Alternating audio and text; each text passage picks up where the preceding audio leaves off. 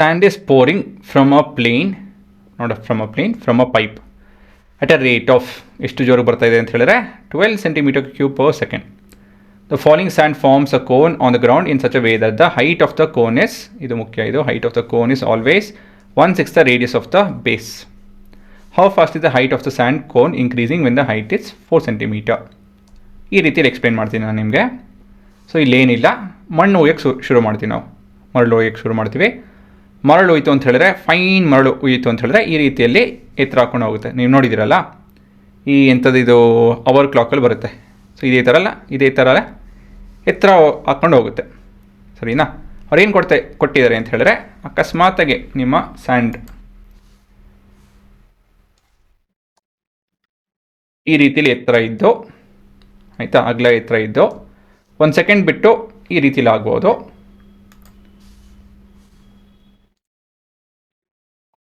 ಎಷ್ಟು ಜೋರ್ಗೆ ಆಗ್ತಾಯಿದೆ ಅಂತ ಹೇಳಿದ್ರೆ ಇಲ್ಲಿ ಹೇಳ್ತೀನಿ ನೋಡಿ. ಇವಾಗ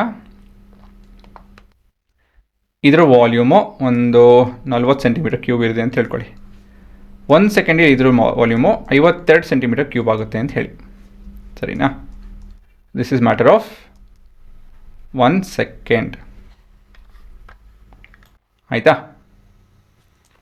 ಸೊ ಬೇಸಿಕಲಿ ಇಲ್ಲಿ ಏನು ಕೇಳ್ತಾ ಇದ್ದಾರೆ ಅಂತ ಹೇಳಿದ್ರೆ, ಈ ರೀತಿಯಲ್ಲಿ ನಮ್ಮ ವಾಲ್ಯೂಮ್ ಹೆಚ್ಚಾಗ್ತಾಯಿತ್ತು ಅಂತ ಹೇಳಿದ್ರೆ ನಿಮ್ಮ ಹೈಟ್ ಯಾವ ರೀತಿಯಲ್ಲಿ ಹೆಚ್ಚಾಗುತ್ತೆ ಅಂತ ಹೇಳಿ, with respect to time. So ನಾವು ವಾಲ್ಯೂಮ್ನ ಹೈಟಿಗೆ ಜಾಯಿನ್ ಮಾಡಬೇಕು. So it's a simple straightforward relationship ಅಲ್ವಾ? ಸೊ ಈ ಮಧ್ಯದಲ್ಲಿ ಏನು ಬೇಕಾಗಿಲ್ಲ, ಫಾರ್ಮುಲಾ 1 ಬಿಟ್ಟು ಇನ್ನೇನು ಬೇಕಾಗಿಲ್ಲ. ಸೊ ನಿಮ್ಮ ಉತ್ತರ ಈ ರೀತಿಯಲ್ಲಿ ಶುರು ಆಗುತ್ತೆ.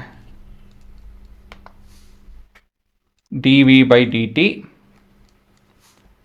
is equal to 12 centimeter cube per second. ಇದನ್ನು ಕೊಟ್ಟಿದ್ದಾರೆ. ಮತ್ತು ಇವಾಗ ನಂಗೆ ಒಂದು ಚಿತ್ರ ಬೇಕಾಗುತ್ತೆ ಇದಕ್ಕೆ ಆ್ಯಕ್ಚುಲಿ. ಸೊ ಈ ರೀತಿಯಲ್ಲಿ ಒಂದು ಚಿತ್ರ ಬಿಡಿಸೋಣ.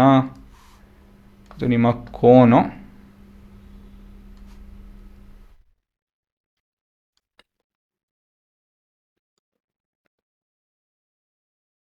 ಇದು ನಿಮ್ಮ ರೇಡಿಯಸ್ಸು ಮತ್ತು ಇದು ನಿಮ್ಮ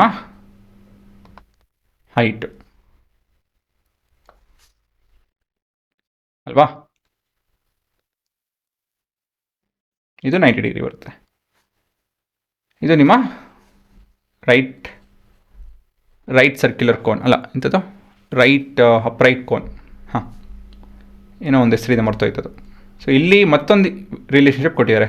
height of the cone is always 1/6 the radius ಅಂತ ಹೇಳ್ತು ಅಂದರೆ radius will be 6 times the height. ಇದೇನಕ್ಕೆ ಬೇಕಾಗುತ್ತೆ ಅಂತ ಹೇಳಿದ್ರೆ, ಕೊನೆಯ ಉತ್ತರ ನಮ್ಮ ಹೈಟಲ್ಲಿ ಬೇಕು, ಹಾಗಾಗಿ ವಿಲ್ ಸಬ್ಸ್ಟ್ಯೂಟ್ ಇನ್ ರೇಡಿಯಸ್ ಅಲ್ವಾ? ಸೊ ಮತ್ತಿವಾಗ ಇಲ್ಲಿ ನಾವು ಯಾವ ರೇಟಲ್ಲಿ ನಿಮ್ಮ ಹೈಟು ಹೆಚ್ಚಾಗ್ತಾ ಇದೆ, when the height is 4 centimetre ಅಂತ ಹೇಳಿ ಕೇಳ್ತಾ ಇದ್ದಾರೆ. ಸೊ ಇವು ನಿಮ್ಮ working.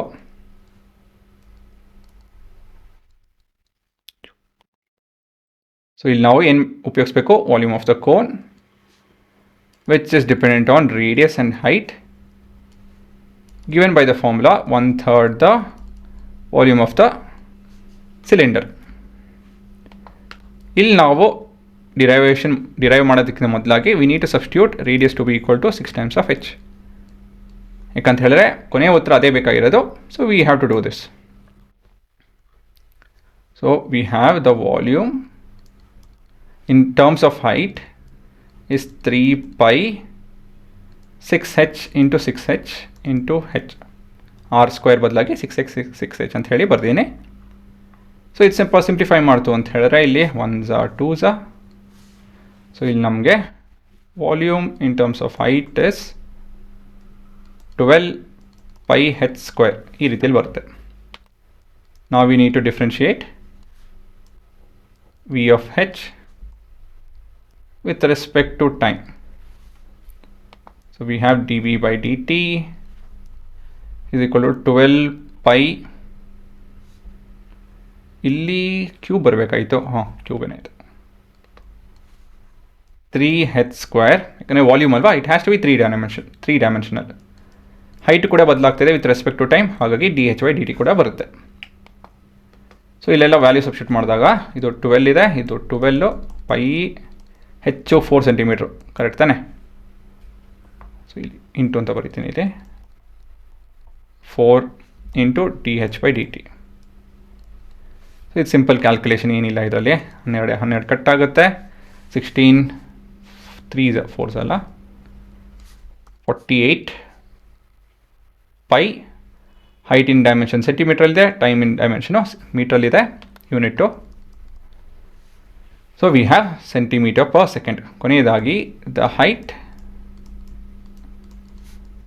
Of the cone is increasing at the rate of